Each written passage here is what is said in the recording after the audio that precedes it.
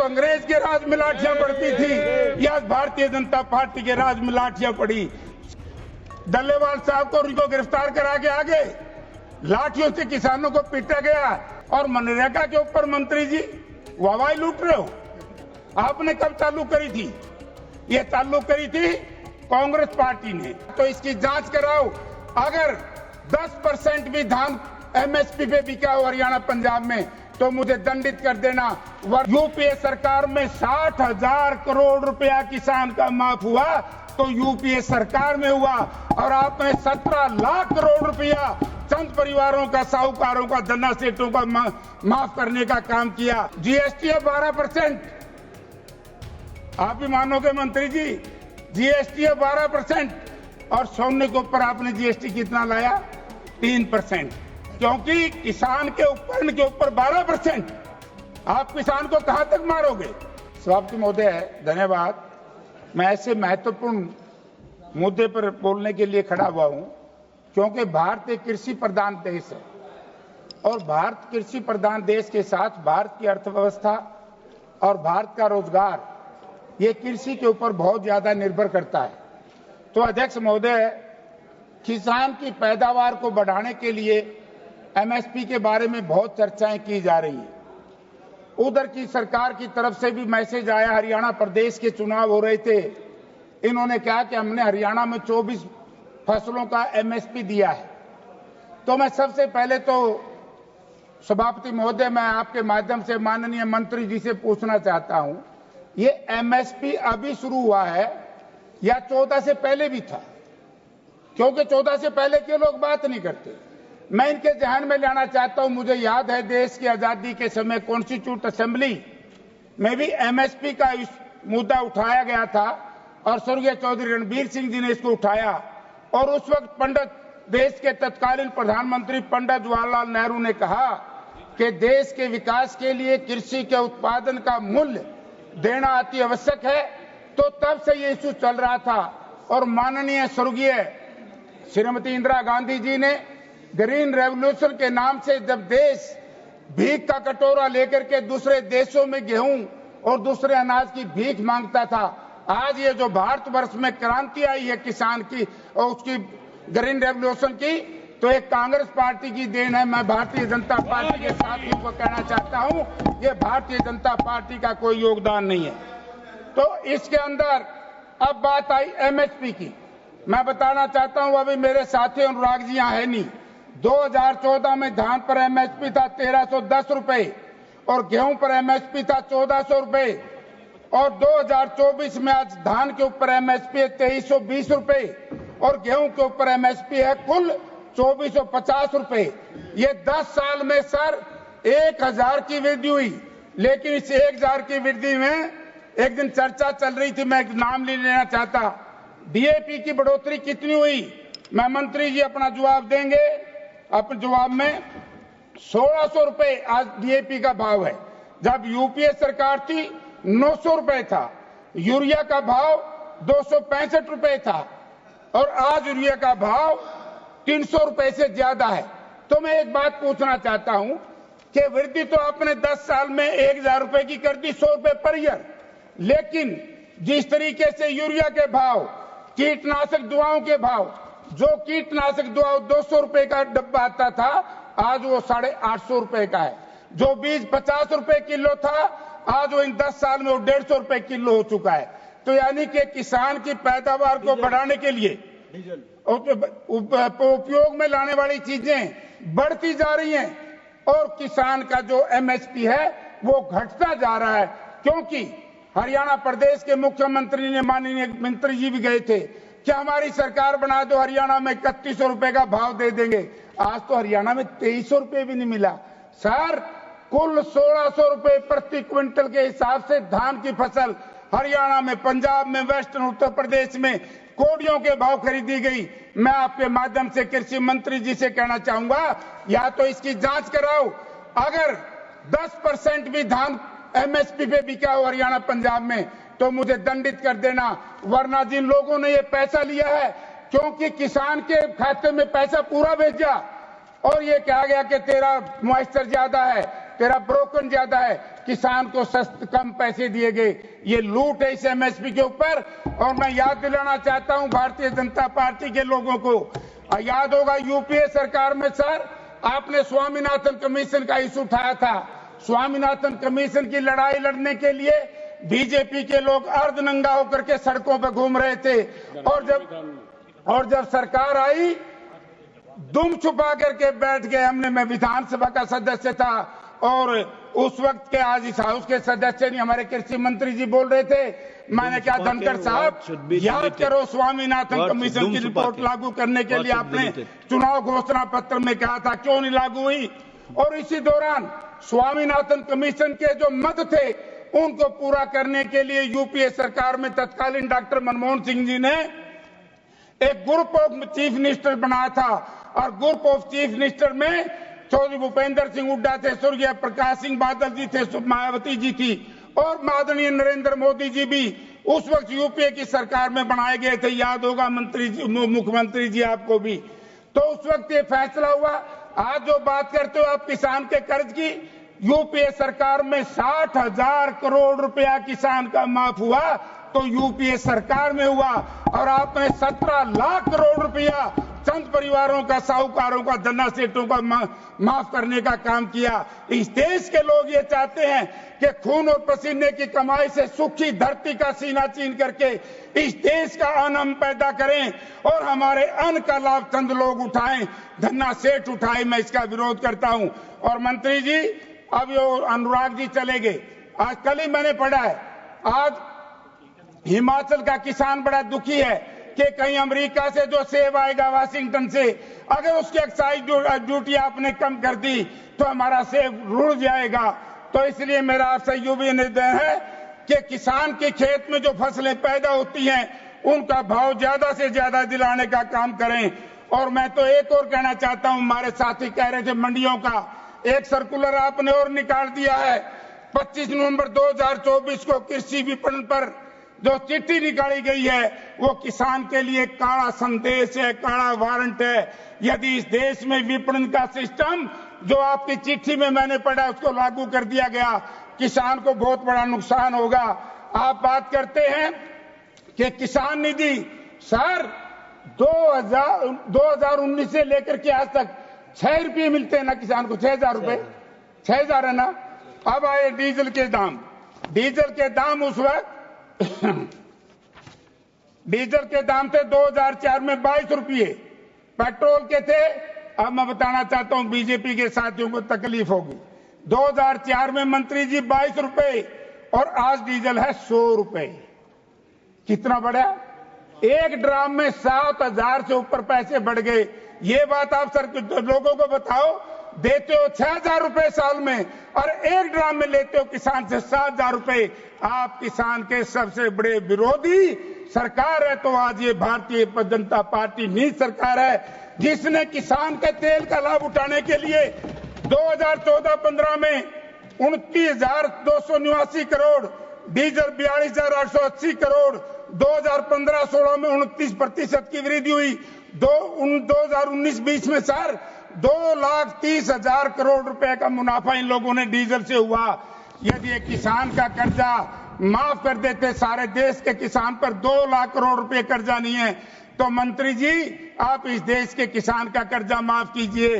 किसान का जो डीजल आपने इतना महंगा बेचा है, करोड़ सस्ता था, उसका जो प्रॉफिट आपने कमाया है। अध्यक्ष महोदय, अब आगे एक सिंचाई की बात। खेती को पैदावार बढ़ाने के लिए सिंचाई चाहिए ना जी। सिंचाई में क्या किया है सरकार ने? SYL नहर, कानून का राज नहीं मानती है सरकार, कानून को नहीं मानती। अगर कानून को केंद्र की सरकार मानती, सुप्रीम कोर्ट ने SYL नहर के लिए कहा कि नहीं मंत्री जी कि नहर खुदवाओ SYL? आपने खुदवाई है क्या आज तक? आज वाटर रिसोर्सेज मिनिस्टर यहां से चले गए, मैं उनका सुन रहा था वक्तव्य। SYL का हमारा मामला पेंडिंग। लखवार 82 2 डैम थे, यूपीए सरकार के टाइम में, डॉक्टर मनमोहन सिंह जी के टाइम में शुरू हुए और चौधरी भूपेंद्र सिंह हुड्डा कांग्रेस की सरकार थी, हमने उस पर पैसा खर्च किया। आज ये बताइए कि उस वक्त से लेकर के आज तक लखवार 82 डैम के ऊपर आपने क्यों नहीं काम शुरू कराया? क्यों? कभी किसान की आमदन किसान को सस्ता पानी ना मिल जाए नेचुरल रिसोर्सेज से, उसके उपज के दाम ना बढ़ जाए, किसान को कमजोर करने का काम भारतीय जनता पार्टी की सरकार ने किया। और अध्यक्ष सभापति महोदय, खेती के उपकरण, जहां तक हमारे साथी कहते हैं जीएसटी है 12%, आप भी मानोगे मंत्री जी, जीएसटी है 12%, और सोने के ऊपर आपने जीएसटी कितना लाया? 3%, क्योंकि किसान के उपकरण के ऊपर 12%। आप किसान को कहां तक मारोगे? और जब किसान, इस देश का किसान धरना देता है, आप उस मीटिंग में गए थे, डल्लेवाल साहब को उनको गिरफ्तार करा के आगे लाठियों से किसानों को पीटा गया। सर, आजादी के बाद यदि इस देश में, कहता हूं कि ऐसा राज है भारतीय जनता पार्टी का किसान के लिए जैसा अंग्रेज का राज था। या तो अंग्रेज के राज में लाठियां पड़ती थी, या भारतीय जनता पार्टी के राज में लाठियां पड़ी। 730 किसानों को शहादत दी, उसके बाद आप फिर दोबारा से वही कानून लाना चाहते हैं। हम इसका विरोध करेंगे। और मैं कहना चाहूंगा मंत्री जी से, ऐसे काले वारंट जारी मत करो जिससे किसान को बहुत ज्यादा नुकसान हो जाए। तो आपने बात कही थी नरेगा की, मैं एक राय भी देना चाहता हूं कि इस मनरेगा को खेती के साथ जोड़ दिया जाए। और मनरेगा के ऊपर मंत्री जी वाहवाही लूट रहे हो। आपने कब चालू करी थी? ये चालू करी थी कांग्रेस पार्टी ने, यूपीए सरकार ने। डॉक्टर मनमोहन सिंह जी देश के प्रधानमंत्री थे। पूरी दुनिया में यदि सबसे बड़ा रोजगार का एक सिस्टम अडॉप्ट किया था तो यूपीए सरकार ने किया था। भारतीय जनता पार्टी ये बताए कि किसान के भलाई के लिए आपका किसान लिख तो दिया कि किसान कल्याण महकमा, किसान कल्याण विभाग, किसान के कल्याण के लिए क्या किया है? किसान के कल्याण के लिए काम किया है। एमएसपी दिया नहीं, स्वामीनाथन कमीशन की रिपोर्ट लागू करी नहीं।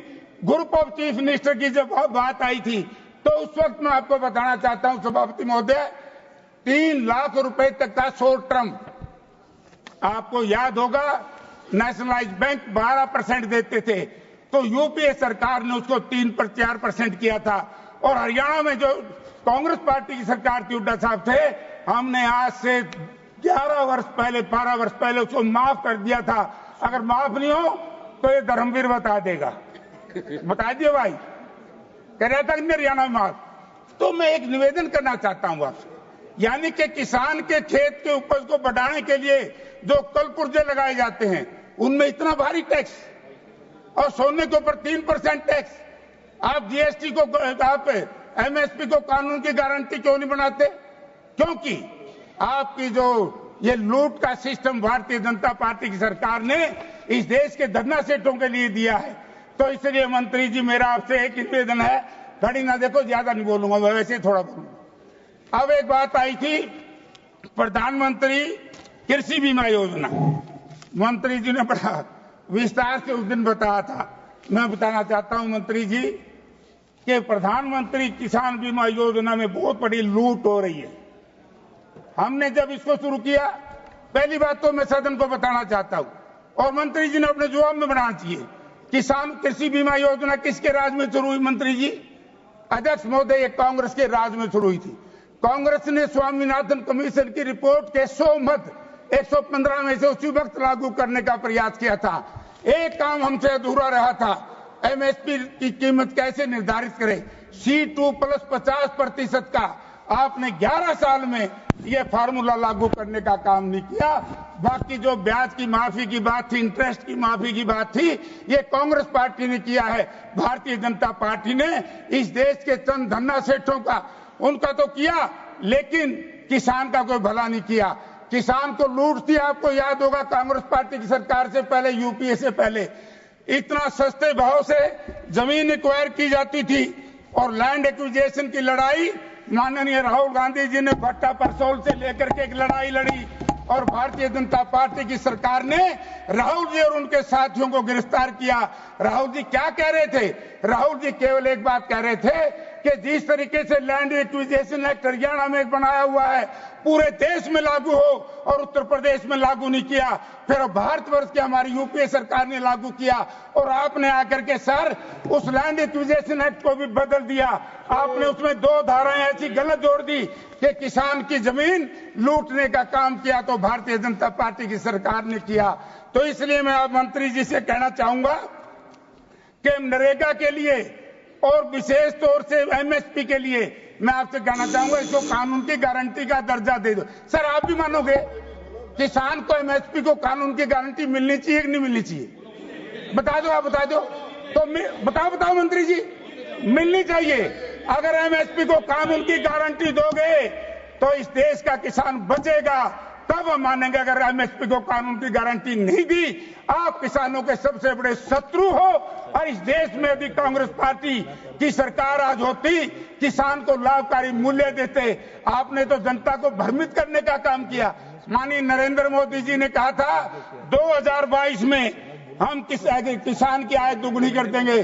सर आपका इकोनॉमिक सर्वे क्या कहता है? 2024 की ग्रोथ रेट जो है वो गिर करके 2022 में आ गया 4.7 से लेकर 1.4 तक, यानी कि किसान की आय घटी है। किसान की आय घटने की वजह से किसानों के बेटे रोजगार नहीं है, हरियाणा में रोजगार नहीं है देश में। मोदी जी ने जो वायदा किया था कि 2 करोड़ लोगों को सारा साल मैं रोजगार दूंगा, अगर वो रोजगार मिल जाता किसान के बेटों को, डोंकी के माध्यम से बाहर क्यों जाते?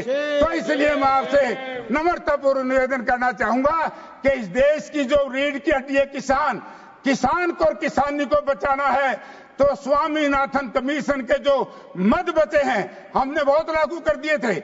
आपके जो बचे हैं C2 प्लस 50% का फार्मूला, आप उसको लागू करवाओ मंत्री जी।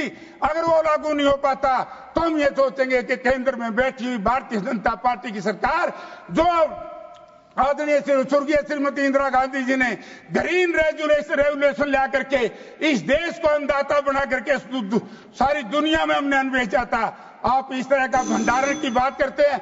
एक अंत में कहना चाहूंगा सर, भंडारण भी कुछ लोगों को दे दिया। मेरा मंत्री जी से एक सुझाव है, एफसीआई के पहले जो गोडाउन होते थे मंत्री जी, वो खुली छूट पे बुल्ड भी दिए जाते थे।